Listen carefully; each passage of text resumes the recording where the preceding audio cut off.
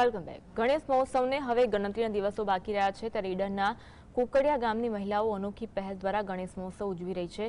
તેમણે માટીમાંથી eco friendly Ganesh પ્રતિમાઓ બનાવી જે માત્ર પર્યાવરણનું રક્ષણ નથી કરતી પરંતુ મહિલાઓને આત્મનિર્ભર પણ બનાવી રહી છે।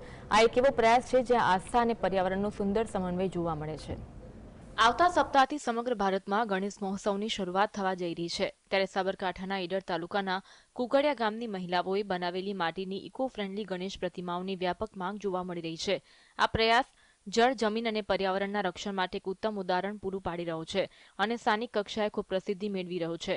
લગભગ 3 વર્ષ પહેલા રાજ્ય સરકાર દ્વારા મહિલાઓને આર્થિક રીતે સક્ષમ બનાવવાના ઉદ્દેશ્યથી કુકડિયા ગામમાં માટીકામની તાલીમ આપવામાં આવી હતી। આ તાલીમને પગલે ગામની 10 બહેનોએ સખી મંડળ બનાવીને આ પ્રયાસ શરૂ કર્યો।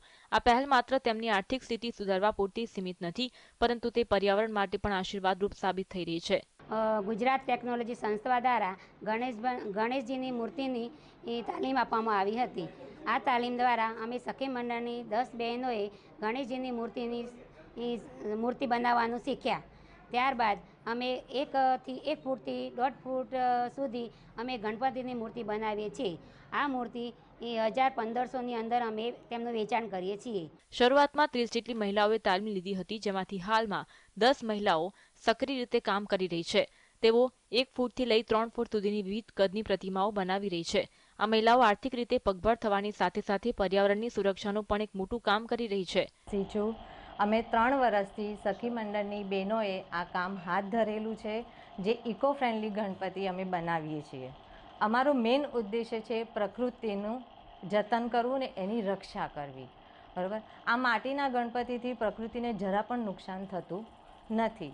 જ્યારે એનું વિસર્જન કરવામાં આવે છે ત્યારે તે પાણીમાં અડધો કલાક કે કલાકની અંદર ઓગળી જાય છે। પ્લાસ્ટર ઓફ પેરિસથી બનેલી મૂર્તિઓનું વિસર્જન થવામાં ઘણા દિવસો લાગે છે જેના કારણે આસ્થાને ઠેસ પહોંચે છે અને જળ જમીન પર્યાવરણને પણ વ્યાપક નુકસાન થાય છે। આનાથી વિપરીત કુકડિયાની બહેનો દ્વારા તૈયાર કરાયેલી માટીની પ્રતિમાઓ સરળતાથી ઘરે વિસર્જન કરી શકાય છે। વિસર્જન પછી આ માટીનો ઉપયોગ બાગ બગીચા કે અન્ય કામો માટે પણ કરી શકાય છે। કુકડિયા ગામની સખી 30 બહેનોને માટીકામની તાલીમ આપી જેમાં એ 10 બહેનો અત્યારે ઇકો ફ્રેન્ડલી ગણપતિની મૂર્તિ તૈયાર કરી અને વેચાણ પણ કરે છે। આ કામ 3 વર્ષથી ચાલુ છે। તેમાંથી જેમાં ઇકો ફ્રેન્ડલી ગણપતિની મૂર્તિ 1 ફૂટથી લઈ 3 ફૂટ સુધીની બનાવે છે। આ તાલીમ આપવા પાછળનો ગુજરાત સરકારનો એક એ પણ ઉદ્દેશ છે કે બહેનો આત્મનિર્ભર બને, પોતાના પગ। પ્લાસ્ટર ઓફ પેરિસની અધકચરી વિસર્જિત થયેલી મૂર્તિઓ ઘણીવાર અસન્માનજનક હાલતમાં જોવા મળે છે જે ભક્તો માટે પીડાદાયક હોય છે। તેના બદલે કુકડિયાની બહેનો દ્વારા બનાવાયેલી માટીની પ્રતિમાઓ પાણીમાં તરત જ વિલીન થઈ જાય છે જેનાથી ભગવાન અને ભક્ત બંનેની આસ્થા જળવાઈ રહે છે।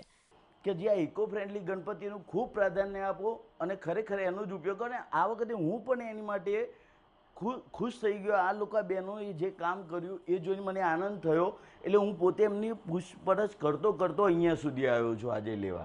એટલે મારી ખાલી એક જ સજેશન છે કે ઇકો ફ્રેન્ડલી ગણપતિનો યુઝ જેટલો બને એટલો કરો અને પર્યાવરણને હેલ્પફુલ રહો અને નુકસાન કરતી ચીજોને અટકાવવામાં હેલ્પ કરો। આ ઇકો ફ્રેન્ડલી ગણેશ પ્રતિમાઓનો સંદેશ છેવાડાના વ્યક્તિ સુધી પહોંચે તે માટે સખી મંડળની મહિલાઓએ પ્રશંસનીય પ્રયાસ કર્યો છે। જુગનુ રૂપાલી, GSTV, સાબરકાંઠા।